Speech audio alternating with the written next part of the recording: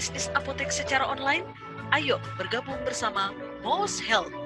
Pelanggan Anda tetap bisa order walau sedang di rumah aja.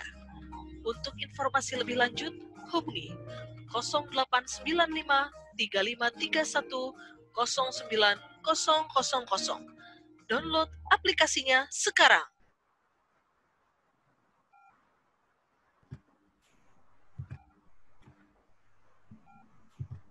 Terima kasih Bu Ratna atas presentasinya. Sama-sama, Pak. Ya, ini saya buka video saya dulu sebentar.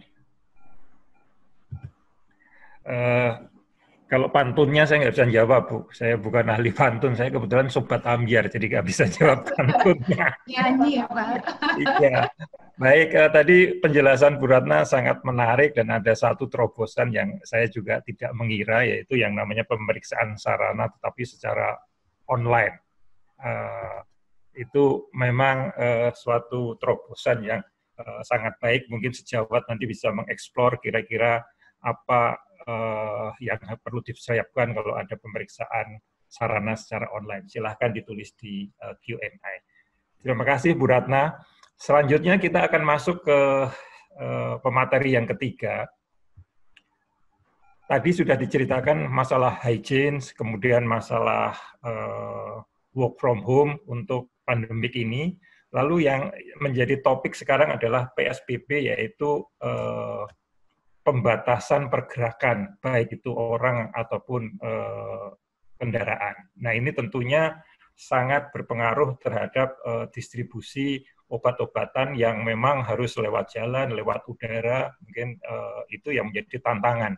Bagaimana dalam kondisi PSBB, di mana pergerakan kendaraan dibatasin, transportasi juga dibatasin, tapi kita masih harus bisa mendistribusikan obat-obat itu ke seluruh Indonesia yang cukup luas dari Sabang sampai Merauke. Untuk membahas masalah ini akan dipaparkan oleh Bu Berti, jadi mungkin sedikit kurikulum vitae dari Bu Berti. Bu Berti ini adalah insinyur kimia dari Universitas Gadjah Mada di Jogja, dan beliau adalah GM Deputy Director untuk logistik di PT Enseval Putra Mega Trading. Kita simak paparan Bu Berti tentang tantangan distribusi di era pandemik ini. Kami persilahkan, jangan lupa sejawat kalau ada pertanyaan-pertanyaan bisa langsung dituliskan di QA yang ada di layar sejawat sekalian. Terima kasih, silahkan Bu Berti untuk memaparkan paparannya. Ya, terima kasih kepada Pak Peri yang telah memberikan kesempatan kepada saya untuk sharing mengenai materi distribusi, dan sebelumnya saya ucapkan salam sejahtera kepada kita semua dan terima kasih kepada kepada IAI yang telah mengundang kami Enseval sebagai pemateri di acara ini. Lalu juga selamat siang saya ucapkan kepada Ibu Maya Gustina dan Ibu Ratna Irawati yang telah memberikan materi sebelumnya ya. Jadi luar biasa sekali tadi pantun ya dari Ibu Ratna. Kalau dihitung-hitung tadi ada 5 ya Bu ya, dan saya di sini tidak akan berpantun ria ya kan, karena memang tidak berbakat untuk berpuisi ceritanya ya. Saya bergerak dulu di sekolahnya di kimia, jadi tidak terlalu familiar dengan sastra. Nah, saya akan memaparkan mengenai bagaimana pengelolaan distribusi farmasi di masa pandemi Corona COVID-19 ini, yang kita tahu bahwa pandemi ini telah mengubah banyak hal dalam kehidupan kita sehari-hari ya. Dari semua lini kehidupan, bisnis, industri, semuanya ikut berubah, dan tentunya juga tadi sudah dijelaskan bahwa banyak batasan-batasan ya yang kita dalam keseharian juga harus turut kemudian menyesuaikan diri ya dengan keadaan seperti ini. Namun kita tahu bahwa karena kita bergerak di industri farmasi, obat-obatan, di mana kita juga bertanggung jawab untuk menciptakan masyarakat Indonesia yang sehat, sehingga distribusi farmasi ini harus tetap berjalan. Nah, di acara webinar ini, ya kan, saya akan menyampaikan beberapa topik. Yang pertama yaitu tujuan dari webinar itu sendiri, lalu aliran rantai pasok, tantangan distribusi farmasi, peran strategis distribusi farmasi, solusi distribusi farmasi di masa saat ini, kemudian juga peran apoteker yang tidak kalah pentingnya ya di situasi bisnis digital, lalu juga kunci sukses membangun bisnis digital dan kesimpulan. Nah, kalau dilihat dari tujuan dari pemaparan materi kali ini, yaitu kami harapkan bahwa nanti para peserta webinar ini dapat memahami tantangan dalam pengelolaan distribusi farmasi, lalu juga fungsi dan peran strategis dari distribusi farmasi, cara mengelolanya, dan juga kunci sukses. Bagaimana sih mengelola distribusi farmasi yang sukses di era pandemik yang situasinya ya cukup membuat kita harus banyak berubah. Nah, pertama-tama ya kan saya akan menyampaikan sedikit mengenai konsep rantai pasok ya. Jadi dalam rantai pasok sendiri itu ada 3 jenis aliran. Yang pertama adalah aliran informasi, yang kedua aliran produk dan aliran uang. Aliran informasi ini bisa berupa order dari customer ya kan, atau sebaliknya ya dari distributor atau dari pabrik itu berupa data stok, data kapasitas ya. Kemudian availability produk kapan sampai di pasar, sampai kapan sampai ke tangan konsumen. Nah, lalu produk sendiri itu ya berupa fisik ya, fisik barang yang dikirimkan bisa dari pabrik ke distributor, lalu dari distributor sampai ke tangan konsumen akhir. Nah, yang ketiga yang tidak kalah pentingnya ini adalah arus uang masuk. Karena sebaik apapun informasi yang kita buat, sebaik apapun produk yang kita kirimkan, tapi ya kan tidak ada aliran uang masuk dalam sebuah bisnis, tentu ini akan menjadi suatu kendala. Sehingga kita perlu mengelola ketiga aliran informasi ini dengan baik supaya bisa menghasilkan suatu rantai pasok yang handal, yang bisa memberikan kepuasan kepada konsumen, bisa memberikan nilai tambah kepada konsumen. Nah, kita tahu di saat ini, di masa pandemik ini, ada beberapa peraturan, himbauan bagaimana supaya kita ini bisa terhindar dari penularan virus tersebut. Yaitu yang pertama, jaga jarak 2 meter, jauhi kerumunan, hindari transaksi tunai, di mana di sini membuat kita, ya kan, sebisa mungkin ya kan, harus berada di rumah, ya kan, di rumah aja seperti tadi yang Bu Ratna sampaikan melalui pantunnya ya, bersama ya kan kita menjaga bangsa ya kan agar bisa terhindar dari corona. Nah, ini adalah 3 ini salah satu cara untuk memutus mata rantai dari penyebaran virus tersebut. Lalu apa dampaknya terhadap distribusi? Nah, kita tahu bahwa distribusi apalagi di bidang farmasi, pengiriman obat-obatan ini harus tetap dijalankan. Karena tanpa obat-obatan tentunya ya kan susah untuk menciptakan masyarakat Indonesia yang sehat. Nah, berikutnya lagi ya kan adanya kunjungan salesman ke outlet yang melibatkan kontak fisik ya. Di masa sebelumnya ya kan tentunya salesman ini mempunyai target untuk mengunjungi outlet ya kan. Nah, tentunya dengan kondisi saat ini situasi tersebut ya harus sedikit quote unquote ya di-adjust lah ya, karena bagaimanapun kita juga bertanggung jawab kepada kesehatan semua elemen dari bisnis kita. Lalu berikutnya lagi adanya social distancing yang membuat konsumen akhir ini mengurangi kunjungan ke apotek atau ke fasilitas kesehatan. Karena semuanya juga tentunya ingin supaya tetap sehat selalu di masa seperti ini. Nah, pertanyaannya ya kan bagaimana aliran rantai pasok ini bisa tetap dilakukan dengan lancar, namun di saat yang sama bisa mengurangi penyebaran virus corona ini. Nah, di belakang saya akan memaparkan bagaimana Ensepal ini kemudian melakukan upaya-upaya agar tetap bisnis kami ini relevan dan juga bisa mendukung pengurangan resiko penularan dari virus ini. Nah, solusinya ini ya, yaitu distribution 4.0.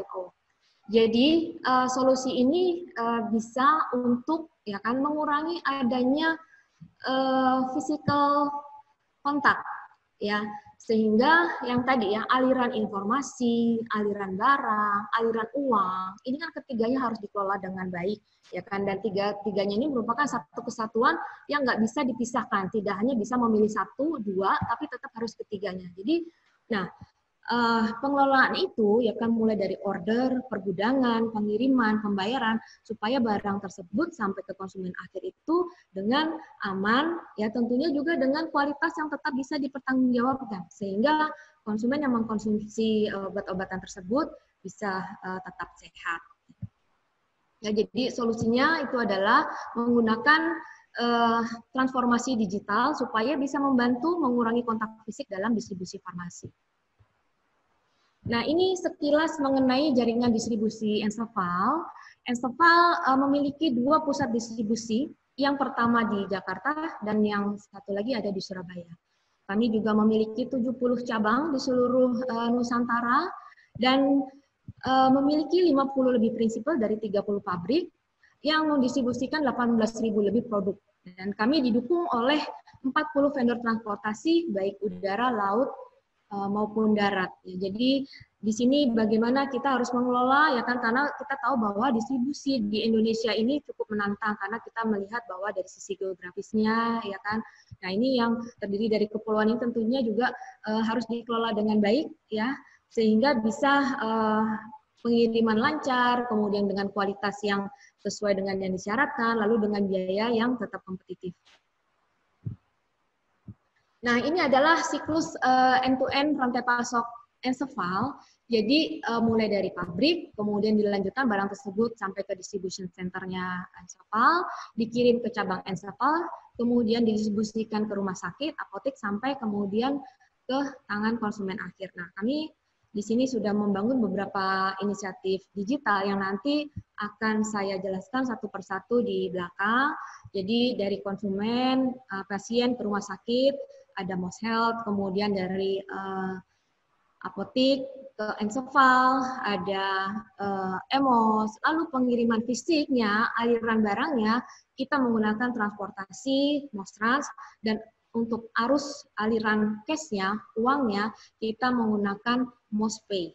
Nah, di sini Enseval memiliki peran strategis sebagai distributor farmasi, yaitu yang pertama, kami mendukung program pemerintah dalam mencegah penyebaran virus corona COVID-19. Ya. Lalu yang kedua, di saat yang sama kami pun mengirimkan obat kepada konsumen dengan tepat waktu, kualitas, dan biaya yang tepat. Jadi ini adalah peran kami sebagai distributor farmasi dan tentunya tujuannya yaitu untuk ya berkontribusi untuk menciptakan masyarakat Indonesia yang sehat.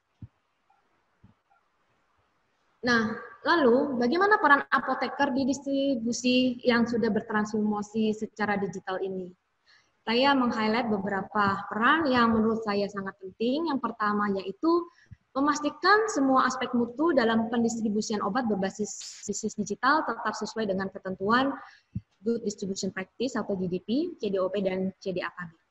Yang kedua, menjamin penerapan Good Distribution Practice, CDOB, dan CDAKB secara konsisten di proses bisnis digital sehingga mutu obat dapat dipertanggungjawabkan sampai ke tangan konsumen akhir. Yang ketiga, memastikan apotek bertransformasi digital secara keseluruhan, mulai dari manajemen persediaan, B2B dan B2C manajemen pemesanan, manajemen pembayaran, agar tetap relevan di era digitalisasi. Nah, saya akan bercerita yang pertama, yaitu untuk aliran informasi yang kami bangun di Enseval terkait dengan transformasi digital.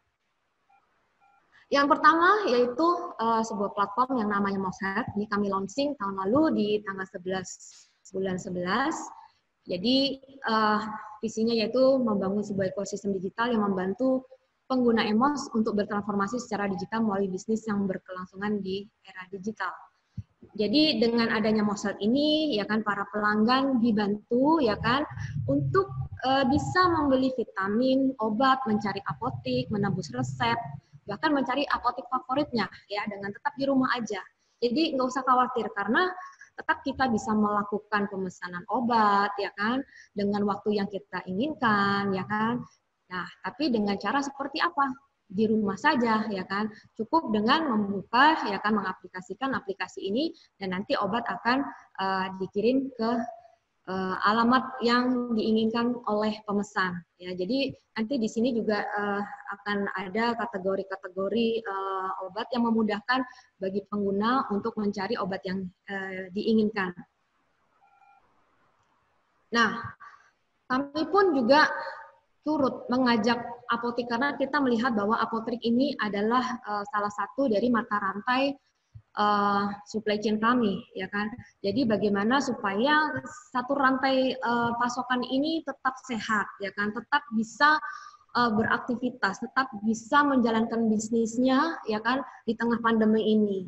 Nah, sehingga di sini Mouse Health aktif mengajak para apotek untuk bertransformasi digital, ya kan, dan berkolaborasi, bermitra dengan Mouse Health agar bisnisnya tetap relevan. Karena kita tahu bahwa dalam situasi saat ini, kalau masih mengandalkan bisnis secara konvensional, mengharapkan pelanggan datang secara fisik, tentunya akan sangat susah, ya kan, untuk menjalankan bisnis seperti era sebelumnya. Nah, disinilah Mouse Health ya kan terus aktif supaya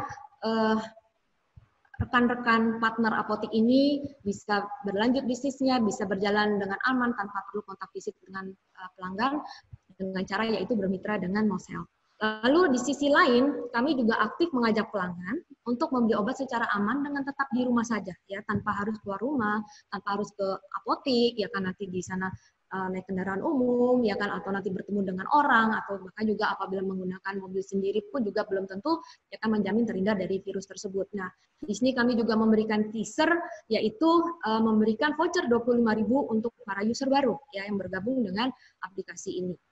Nah, berikutnya lagi, yang kedua yaitu sebuah platform yang namanya Emos ya, kami launching di tahun 2016 lalu, dan ini tujuannya adalah membangun sebuah ekosistem digital yang menyediakan produk kesehatan berkualitas dengan pelayanan terbaik kepada konsumen. Nah, kalau tadi Mouse Health itu adalah untuk pelanggan ke apotek, nah kalau untuk Emos ini adalah B2B ya, jadi dari outlet ke Enseval. Jadi outlet kami bisa melakukan pemesanan menggunakan Emos tanpa mereka harus menanti kunjungan salesman ya kan. Dan di sini nanti barang akan kami siapkan dan dikirim dengan waktu yang sesuai dijanjikan. Kami saat ini telah bekerja sama dengan 48.000 lebih outlet ya dan melayani lebih dari 1.500 fast moving product baik dari Kalbe maupun non Kalbe. Dan juga Emos ini sudah dilengkapi dengan sistem manajemen untuk keamanan informasi, yaitu ISO 27001 ya. Di sini supaya kita melihat bahwa keamanan informasi ini sangatlah krusial, sehingga kami melengkapi platform digital kami ya kan supaya keamanan informasinya ini tetap terjamin. Nah, dengan adanya Emos ini, maka aliran informasi yang saya tadi sebutkan di atas ini tidak perlu lagi mengandalkan ya kan pertemuan secara fisik. Jadi outlet, mitra ya kan ini bisa melakukan pesanan ke Enseval ya kan secara digital, membuka aplikasi, kemudian ya memilih ya kan obat yang diinginkan dengan waktu yang ditentukan tanpa harus melakukan kontak fisik.